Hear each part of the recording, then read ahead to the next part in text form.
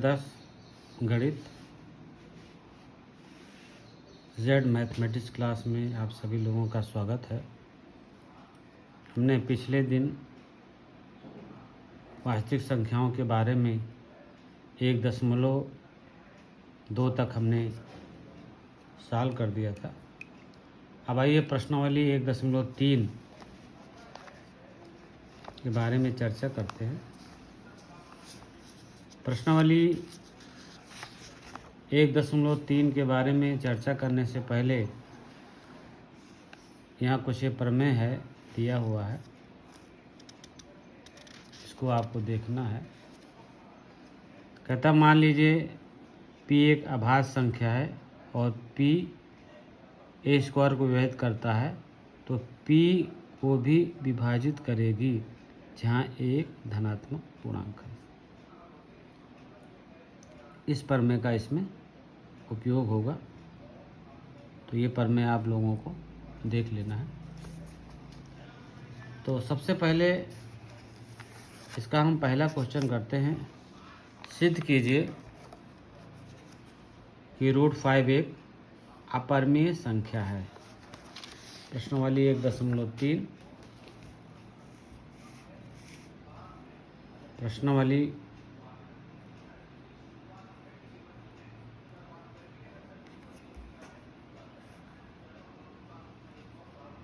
1.3 question number पहला है, सिद्ध कीजिए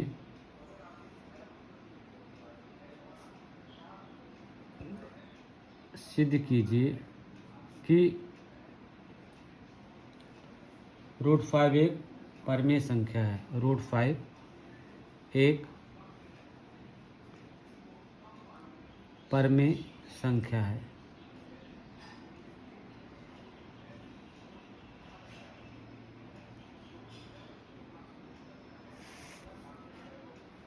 परिमेय संख्या सिद्ध करना है। सिद्ध कीजिए कि √5 एक अपरिमेय संख्या है। क्या है सर? क्या है? एक अपरिमेय संख्या। सिद्ध करना है कि √5 एक जो है वो अपरिमेय संख्या है। तो हम मान लेते हैं कि √5 एक परिमेय संख्या है। विरोधाभास मान लेते हैं। माना √5 एक परिमेय संख्या है। √5 क्या है? एक परिमेय संख्या है। हम ये मान लेते हैं कि √5 एक परिमेय संख्या है। ये हमने मान लिया। तो √5 को क्या लिख सकते हैं? p/q के रूप में लिख सकते हैं। p और q सअभाज्य संख्या हैं, अतः p तथा q का HCF 1 आएगा। जहाँ p और q, यहाँ p तथा q सअभाज्य संख्या हैं। सअभाज्य संख्याएं हैं,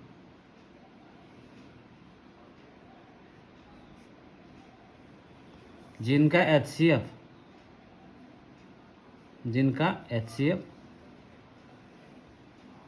1 होगा। सअभाज्य संख्या उन संख्याओं को कहते हैं कि जिनका HCF जो होता है वो 1 आता है। जैसे 11 और 13 दो सअभाज्य संख्याएं हैं। 17, 19 दो सअभाज्य संख्याएं हैं। इनका जब HCF निकालेंगे तो 13 और 11 का, 17, 19 का जो HCF आएगा वो 1 आएगा।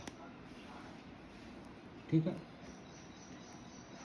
तो √5 बराबर हमने कितना माना है? p/q मान लिया है। दोनों पक्षों का वर्ग कर दीजिए। दोनों पक्षों का वर्ग करने पर, दोनों पक्षों का वर्ग करने पर, अब √5 का वर्ग कर लीजिए, बराबर जाएगा p/q का भी वर्ग कर लीजिए। तो √5 का वर्ग करेंगे तो 5 आ जाएगा, बराबर p² बटा q² आ जाएगा। यानी p² बराबर लिख सकते हैं 5q²। ये समीकरण हमें बन गया 1। अब देखिए q² का गुणांक 5 है।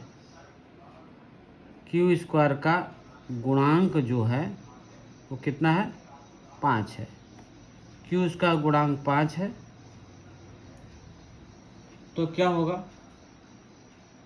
p² 5 से विभाज्य है, इसका मतलब p² जो है 5 से विभाज्य है। p² क्या है? 5 से विभाज्य है। यानी 5 से अगर p² को विभाजित करोगे तो q² आएगा। q² का गुणांक 5 है, इसका मतलब p² 5 से विभाज्य है।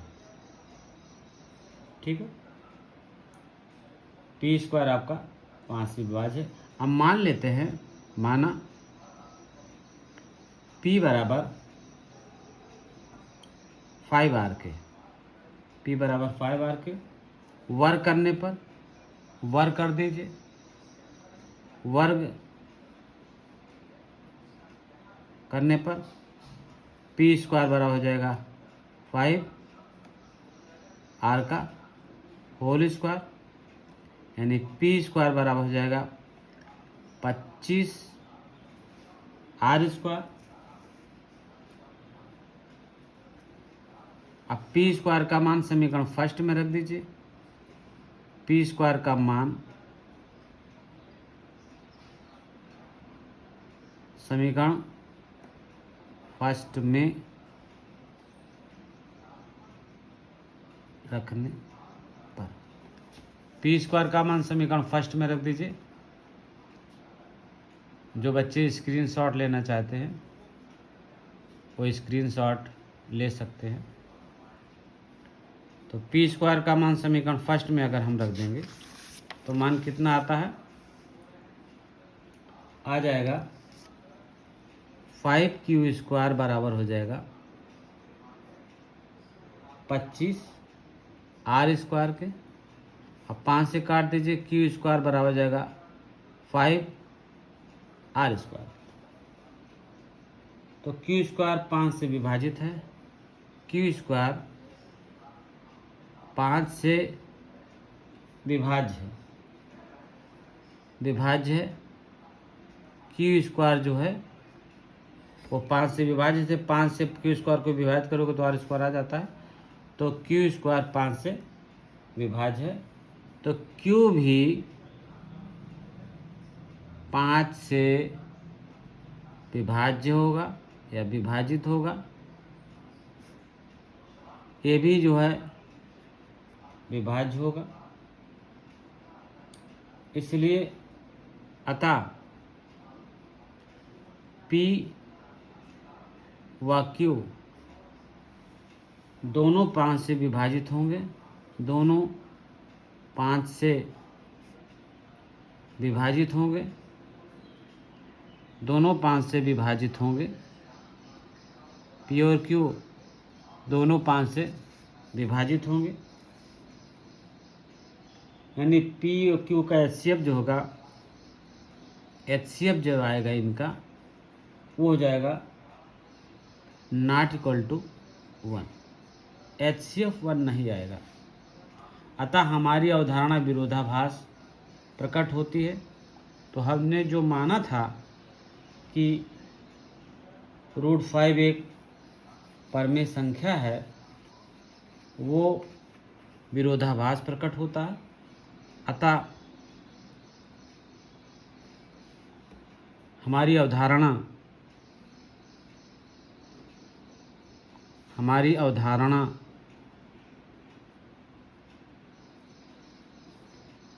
विरोधाभास प्रकट होता है। हमारी अवधारणा से विरोधाभास प्रकट होता है, विरोधाभास प्रकट होता है। ठीक है, विरोधाभास प्रकट होता है हमारी अवधारणा से। अर्थात अतः √5 एक अपरिमेय संख्या है, अपरिमेय संख्या है। हमको ये दिखाना था कि माना ये √5 एक अपरिमेय संख्या, तो हमने सबसे पहले मान लिया कि ये परिमेय संख्या है। उसके बाद हमने इसको दिखा दिया कि ये परिमेय संख्या नहीं है, तो इससे सिद्ध होता है कि ये अपरिमेय संख्या है। इसी तरह से नोट में लिख लीजिए, सेम क्वेश्चन आ सकता है, इसी प्रकार आ सकता है, इसी प्रकार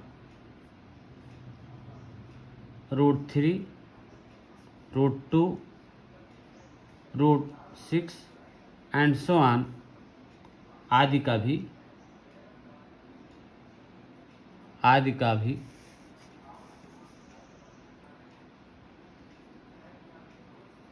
हल जो है लिख सकते हैं। इसी हिसाब से हम मान लेते हैं और उसका भी हल हम निकाल लेंगे। इसी तरह से दूसरा क्वेश्चन आ जाइए। दूसरा क्वेश्चन कहता है कि सिद्ध कीजिए कि 3 + 2 √5 एक अपरिमेय संख्या है। क्या करना है? 3 प्लस सिद्ध कीजिए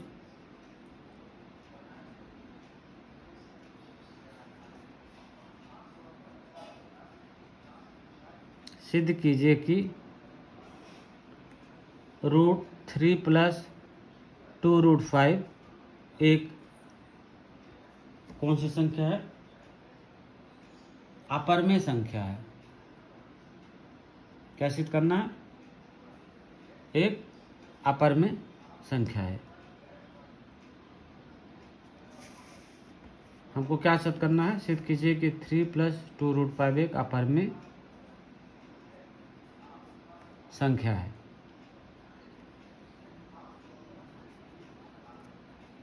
ठीक है, हम मान लेते हैं, क्या मान लेते हैं? माना 3 + 2 √5 एक परिमेय संख्या है, एक परिमेय संख्या है। उल्टा मान लेते हैं तो क्या आ जाता है? 3 + 2 √5 बराबर P/Q क्या आ जाता है? तो 2 √5 बराबर कितना हो जाएगा? जहाँ Q = 0 और HCF आएगा, HCF PQ का जो आएगा वो 1 के बराबर। तो 2 √5 बराबर हो जाएगा P/Q -3 और √5 बराबर हो जाएगा P/Q -3/2। ये हो जाएगा आपका समीकरण नंबर 1। ठीक है, और जिसको स्क्रीनशॉट लेना हो वो स्क्रीनशॉट ले सकता है। अब आगे देखते हैं।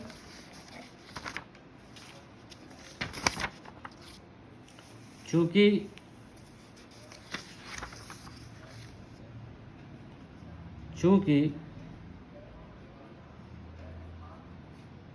P/Q -3/2 एक परिमेय संख्या है, एक परिमेय संख्या है। क्या है? एक परिमेय संख्या है, एक परिमेय संख्या है। हम जानते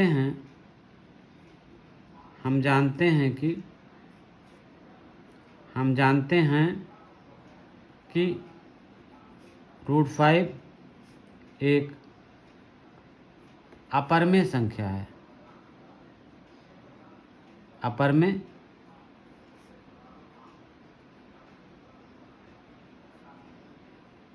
संख्या है। √5 क्या है? एक अपरमेय संख्या है, अर्थात √5 is not equal to P/Q -3/2। √5 जो है इसके बराबर नहीं हो सकता, अतः हमारी अवधारणा विरोधाभास है। अतः हमारी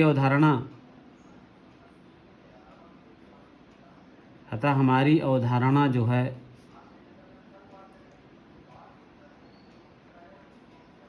विरोधाभास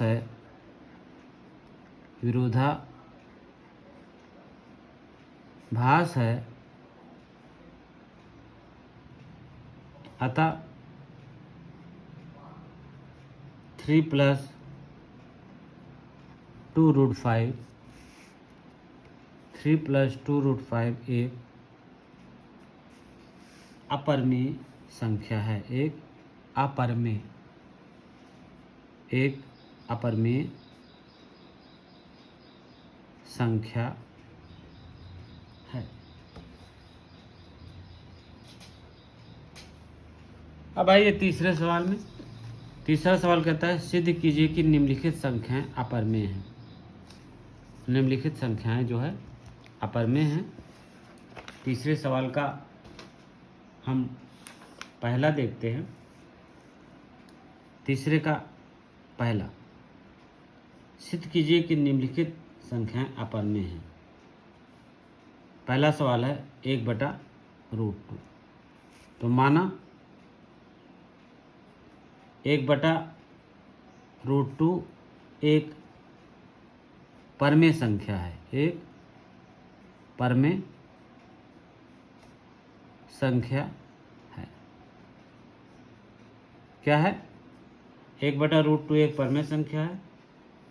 तो 1/√2 बराबर हो जाएगा P/Q नॉट इक्वल टू 0, और इसका HCF आ जाएगा PQ का जो HCF होगा वो किसके बराबर होगा? 1 के बराबर होगा। इसको पलट दीजिए। पलटने पर कितना हो जाएगा? √2 बराबर हो जाएगा Q/P के। √2 किसके बराबर हो जाएगा? P/Q के। चूँकि Q/P एक परमेय संख्या है, चूँकि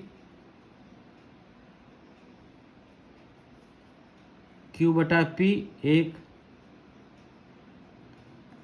परमेय संख्या है। अगर P/Q एक परमेय संख्या है तो Q/P भी एक परमेय संख्या होगी, एक परमेय संख्या है। अतः हम जानते हैं कि √2 एक अपरमेय है, तथा √2 एक अपरमेय संख्या है,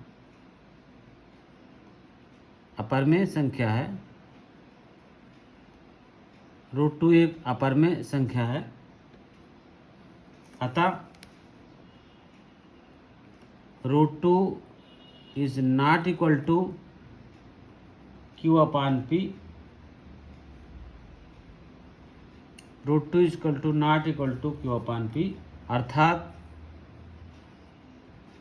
1/√2 एक अपरमेय संख्या होगी, एक अपरमेय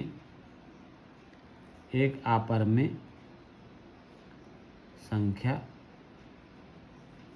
होगी।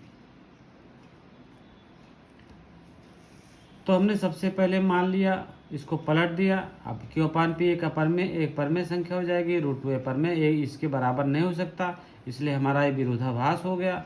अतः 1/√2 एक अपरमेय संख्या होगी। ठीक है।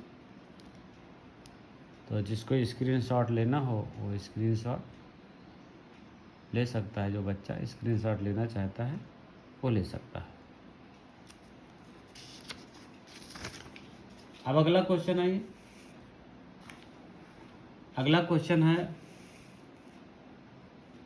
दूसरा क्वेश्चन कहता है 7√5, ठीक है, एक अपरिमेय संख्या है, इसको हमको सिद्ध करना है कि 7√5 एक अपरिमेय संख्या है। तो इसको भी मान लेते हैं 7√5 बराबर एक परमेय संख्या होगी, तो इसको भी लिख देंगे P/Q के रूप में, जहाँ Q is equal to not zero, Q zero नहीं है, और इसका HCF जो आएगा, PQ का जो HCF आएगा वो किसके बराबर होगा, वो होगा 1 के बराबर। तो अब हम लिख लेते हैं √5 बराबर हो जाएगा P/7Q। और आप जानते हैं √5 एक अपरिमेय संख्या है और 7/5P/7Q एक परमेय संख्या है, तो ये दोनों कभी बराबर नहीं हो सकते, चूँकि P/7Q एक परमेय संख्या है तथा √5 एक अपरमेय संख्या है, परमेय संख्या के बराबर नहीं हो सकते, अतः इतना एक अपरमेय संख्या है। चूँकि लिख देंगे, चूँकि P/7Q एक Q होगा, चूँकि P/7Q एक परमेय संख्या है, एक परमेय संख्या है, तथा √5 एक अपरमेय संख्या है, अपरमेय संख्या है, √5 एक अपरमेय संख्या है। चूँकि अपरमेय संख्या परमेय संख्या के बराबर नहीं हो सकता, चूँकि परमेय संख्या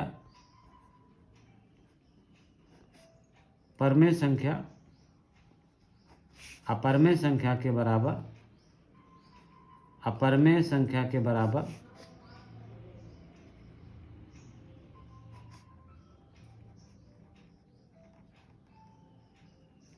अपरमेय संख्या के बराबर नहीं हो सकता, नहीं हो सकता है, नहीं हो सकता है। अतः जो हमने माना है वो विरोधाभास है, अतः 7√5 एक अपरमेय संख्या है, अतः 7√5 एक अपरमेय संख्या है, अपरमेय संख्या है। अगला आ जाइए, तीसरा कहता है 6 + √2। तो इसको भी मान लेते हैं 6 + √2 एक परमेय संख्या है, जिसको हम P/Q के रूप में लिख देंगे। Q is equal to not zero, और HCF जो आएगा वो PQ का 1 हो जाएगा। हमने मान लिया 6 + √2 बराबर P/Q एक परमेय संख्या है। अब आइए सॉल्व करते हैं। √2 बराबर हो जाएगा P/Q -6। अब √2 एक अपरमेय संख्या है और P/Q -6 एक परमेय संख्या है, तो ये दोनों कभी बराबर नहीं हो सकते। चूँकि हम लिख देते हैं, चूँकि P/Q -6 एक परमेय संख्या है,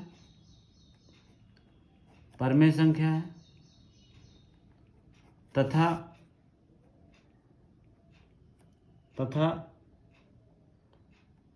√2 एक अपरमेय संख्या है, अपरमेय संख्या है।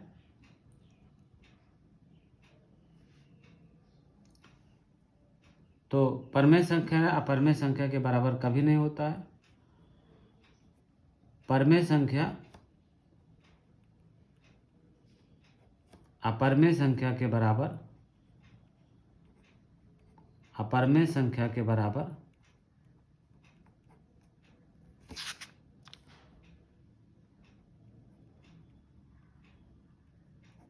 नहीं हो सकता।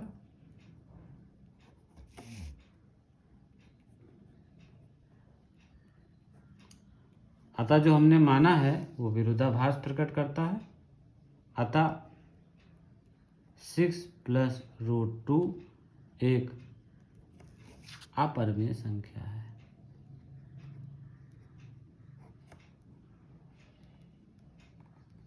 अपरमेय संख्या है।